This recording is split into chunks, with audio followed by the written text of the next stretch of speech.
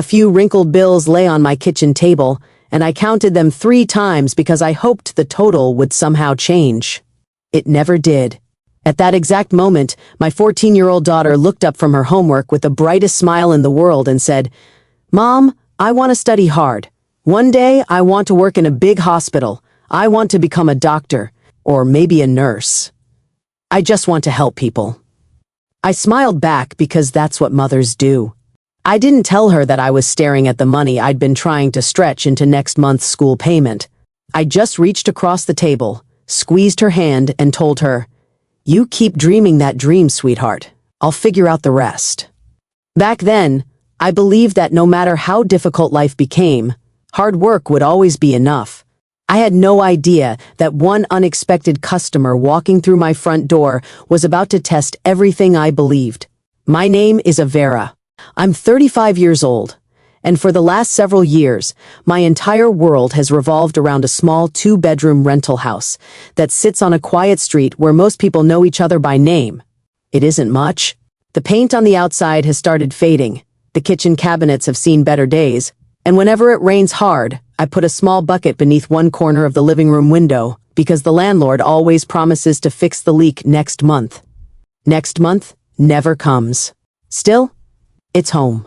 More importantly, it's where my daughter, Ambala, has grown into one of the kindest, smartest young girls I've ever known. After my marriage ended years ago, it became just the 2 of us. Every decision I made, every dollar I earned, every sacrifice I accepted was for one reason: Ambala. Since finding a full-time job that matched our schedule was almost impossible, I turned the smaller bedroom into a tiny beauty salon.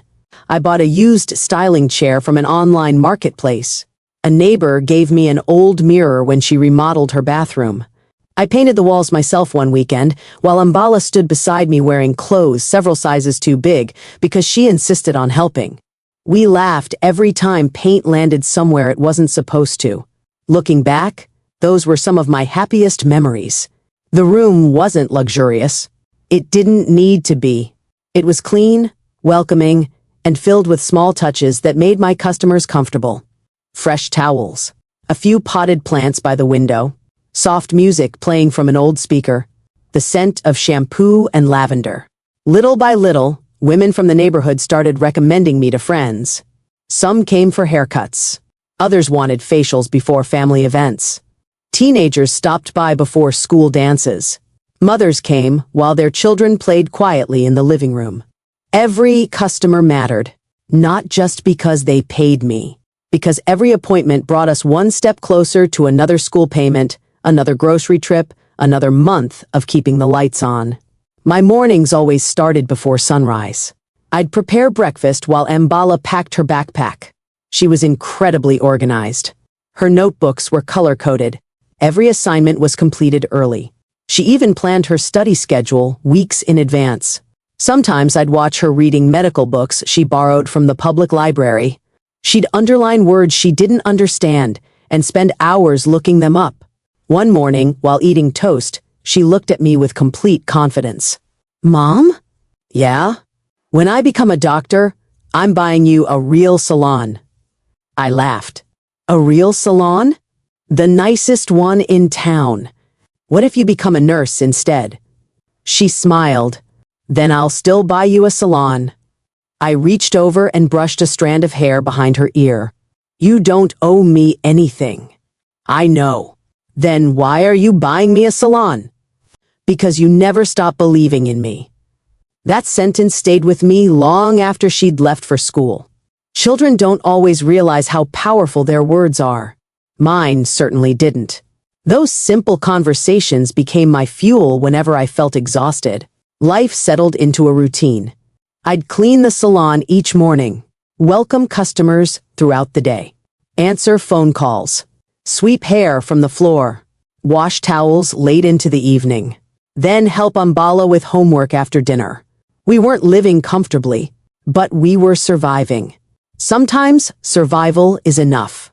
Or, at least you convince yourself it is. One Friday afternoon, after finishing a haircut for one of my regular customers, I quietly opened the notebook where I tracked every expense. Rent, electricity, water, internet, school supplies, groceries, school tuition. I added the numbers twice, then sighed. The next tuition payment was due sooner than I wanted to admit. I had enough. If every scheduled customer actually showed up, if nobody canceled, if nothing unexpected happened. Life, unfortunately, rarely respected careful planning. That evening, Ambala found me staring at the notebook. "You look worried." "I'm just thinking." "About bills?" I smiled weakly. "When did you get so good at reading my face?" "You always tap your pencil when you're worried." "I do?" She nodded. "You've been doing it for years." She wrapped her arms around me. "I'm going to study even harder." "You already study harder than anyone I know." "I can do better." "No." I gently pulled back and looked directly into her eyes. "I never want you carrying my worries." "They're our worries." Those words nearly broke me. "No," I whispered. "They're mine." She didn't argue. She simply hugged me again. The following week became unusually busy. Several appointments had been booked back to back. One bride wanted hairstyling before her engagement party. Another customer needed makeup lessons. An elderly woman came every month simply because she said I reminded her of her late daughter. She always stayed 20 extra minutes just to talk. I never charged her for the extra time. Not everything valuable fits onto an invoice.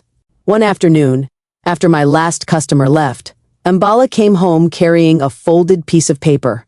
She looked excited. "Mom, what happened?" "I got the highest score on my science exam." She held the paper out proudly. 98%. I couldn't stop smiling. "I knew you could do it." "My teacher said I should think about entering the regional science competition." "That's amazing. There might even be scholarship opportunities." The word scholarship echoed in my mind. Maybe things could get a little easier. That night, we celebrated with homemade pancakes, even though it wasn't breakfast. They weren't perfect. One was burnt. Another fell apart when I flipped it. We laughed anyway. For a little while, financial stress disappeared. Just long enough for me to remember what hope felt like. The next Monday morning started like every other. Coffee, cleaning, fresh towels, appointments. At 9 o'clock sharp, my first customer arrived. By noon, I'd already seen 3 people. Everything was going smoothly. Then my phone buzzed. A customer canceled her afternoon appointment. 30 minutes later, another cancellation. I stared at the empty spaces in my schedule. Each cancellation wasn't just lost income. It was another small crack in the careful budget I'd built. I closed the appointment book. "It's okay," I whispered to myself. "Something else will come." Sometimes talking to yourself is the only encouragement available. Around 3 o'clock, Ambala returned from school. She immediately changed clothes and began doing homework at the dining table while I reorganized supplies in the salon. "Need any help?" she asked. "You've already got homework." "I can help after." "You always help after." She smiled. She disappeared into her books while I folded towels. The house felt peaceful, comfortable, safe, exactly the way I liked it. I didn't know peace can disappear without warning.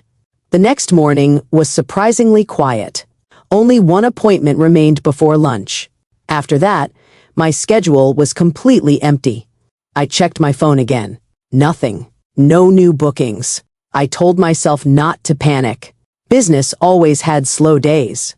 Still, I couldn't stop thinking about the tuition deadline. After finishing with my customer, I cleaned the salon again, even though it was already spotless. When you're anxious, staying busy feels easier than sitting still. Just before noon, the doorbell rang. I assumed it was a delivery driver, maybe a neighbor, maybe one of my regular customers arriving early. I walked toward the front door, wiping my hands on a towel. When I opened it, a woman I had never seen before stood quietly on my porch. She looked to be somewhere in her late 40s. She was dressed elegantly, but simply. Nothing flashy. No expensive jewelry on display. No dramatic makeup, just someone carrying herself with quiet confidence. She smiled politely. "Are you a Vera?" "I am. I heard wonderful things about your work." "Thank you. I was hoping you might have time for an appointment today." I glanced back toward the empty salon. "I do." She looked past me for just a second, noticing the modest little room I'd built with years of hard work. Then she smiled again. "Good." There was something about the way she said that single word that I couldn't quite explain. Almost as if she'd been hoping to find me exactly as I was. I stepped aside. "Please, come in." She crossed the doorway, slowly looking around the little salon with an expression I couldn't quite read. Admiration, sadness, recognition, maybe all three. Then her eyes stopped on a framed photograph sitting beside the mirror. It was a picture of me and Ambala taken on her first day of middle school. The woman's smile faded. She stared at the photograph much longer than any stranger normally would. Then, almost under her breath, she whispered something so softly, I barely heard it. "So, it really is you." I felt a chill run through me. Before I could ask what she meant, she turned toward me with a calm smile that suddenly seemed to be hiding something much deeper. And in that moment, without understanding why, I realized this wasn't going to be an ordinary appointment. I forced myself to smile and gestured toward the styling chair. "Please, have a seat." She thanked me politely and sat down, but instead of immediately telling me what service she wanted, she continued looking around the room. Her eyes lingered on the shelves where I kept shampoos and brushes. Then they drifted back to the photograph beside the mirror. Finally, she looked at me. "You've built a nice place." "It isn't much. It is when someone builds it from almost nothing." Her answer caught me off guard. Most customers complimented the salon and moved on. She spoke as if she understood what it had taken to create it. I wrapped a cape around her shoulders. "What are we doing today? Haircut? Styling?" "A trim is fine." As I gently brushed through her hair, the silence between us felt strangely heavy. After a minute, she asked, "How old is your daughter now?" The brush stopped in my hand. I hadn't mentioned having a daughter. "You noticed the picture." "I did." "She's 14. The woman smiled, but there were tears gathering in her eyes. "She looks happy." "She is. And healthy." I nodded slowly. "Yes." She closed her eyes for a second, almost as if she'd been relieved to hear those words. Something inside me tightened. "I'm sorry," I said carefully. "Have we met before?" She opened her eyes. "No, but I've known about you for a very long time." I felt my heartbeat quicken. "I don't understand." "I know." She took a slow breath. "That's why I'm here." For a moment, neither of us spoke. The only sound in the room was the quiet hum of the ceiling fan. Then she surprised me with an unexpected question. "Do you remember the hospital where Ambala was born?" I stared at her reflection. "Of course I do." "Do you remember that she spent several days in the neonatal unit?" My stomach dropped. Very few people knew that. Ambala had been born early. Those first days had been terrifying. I barely left the hospital. "How do you know that?" The woman folded her hands in her lap. "Because I was there." I searched my memory. Faces, doctors, nurses, visitors, nothing. "I'm sorry," I whispered. "I don't remember you." "I never expected you to." She smiled sadly. "You had much more important things on your mind." I slowly lowered the scissors. "Who are you?" "My name is Eleanor." She paused. "For many years, I worked as a patient advocate at that hospital." I frowned. "I still don't understand." "I met hundreds of families." "Then why do you remember mine?" She looked back at the photograph again. "Because yours never left me." Her words settled over the room. "I watched you sit beside your daughter's incubator every single day." I felt my throat tighten. "You hardly slept." "You refused to go home." You kept telling that tiny little baby that everything would be okay. Tears filled my eyes before I realized they were there. Those memories were some of the hardest of my life. I remember one night, Eleanor continued softly, you thought no one was listening. You were crying. You apologized to your daughter because you couldn't afford a private room. I covered my mouth. I'd forgotten saying those words. Or maybe I'd forced myself to forget. Eleanor smiled gently. You thought money was all she needed. She shook her head. What she really needed was exactly what you gave her. I couldn't speak. She continued. I retired a few years later. But every once in a while, I'd wonder what happened to the young mother who never gave up. I wondered if that little baby survived. If she grew up. If the two of you found happiness. I wiped away tears with the back of my hand. So, you came looking for us? Not at first. She reached into her purse and carefully removed a folded newspaper clipping. It was old. The edges had yellowed with time. She placed it on the counter. A small article featured a local student who had won a regional science competition. There was a photograph. Ambala. I looked at Eleanor in disbelief. You saw this? I recognized her smile. And then I recognized your name. She laughed quietly. I wasn't even sure it was possible. But I couldn't stop thinking about it. So I searched until I found your salon. I sat down because my knees suddenly felt weak. I've spent 14 years wondering if you both made it. And now, I know. At that moment, the front door opened. Mom! Ambala's voice echoed through the house. I'm home. She stepped into the salon carrying her backpack. When she saw the tears on my face, she froze. Mom, what's wrong? I quickly stood. No, sweetheart. Everything's okay. She looked from me to Eleanor. Eleanor's eyes immediately softened.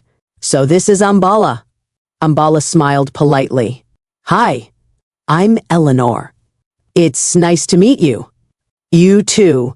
Eleanor stood and looked at her for several seconds.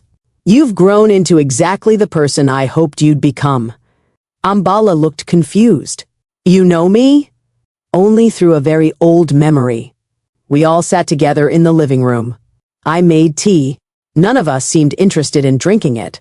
Eleanor told Ambala about those difficult days after she was born, not to upset her, to show her how deeply she had been loved from the very beginning. Then she looked at me. You never told me all of this. I didn't want your first memories to be about fear.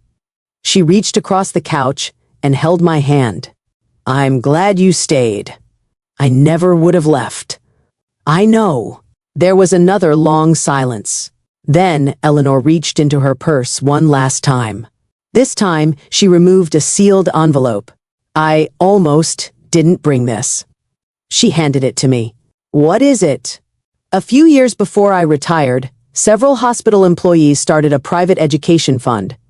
We quietly donated money whenever we could, for children whose stories had touched us. I looked at the envelope. I don't understand. We kept adding to it over the years. There weren't many children, but your daughter was one of them. My hands started shaking. Inside the envelope was a letter. Beneath it, documents. The fund had grown far larger than I ever imagined. It was enough to cover years of education, including college. I stared at the papers. This can't be real. It is. I can't accept this. Eleanor smiled. You already have. What do you mean? You accepted it 14 years ago, when you inspired a room full of strangers to believe kindness mattered. You never knew we were watching. You never asked anyone for anything. You simply loved your daughter with everything you had. Several nurses, a pediatrician, 2 hospital volunteers, even the overnight security guard. Over the years, they'd continued contributing to the fund, not because anyone told them to, because none of them forgot us. Ambala burst into tears. I wasn't far behind. For several minutes, nobody spoke. There simply weren't words big enough for that moment. Finally, Ambala whispered, "Mom." "Yeah? Does this mean?" "Oh." I smiled through tears. "It means you keep studying." She laughed and cried at the same time. "It means you keep chasing that hospital dream." She threw her arms around me so tightly I could barely breathe. "I'll make you proud." "You already have." Eleanor quietly stood. "I should go." I hurried after her. "You changed our lives today." She shook her head. "No, you changed ours first." She paused at the front door.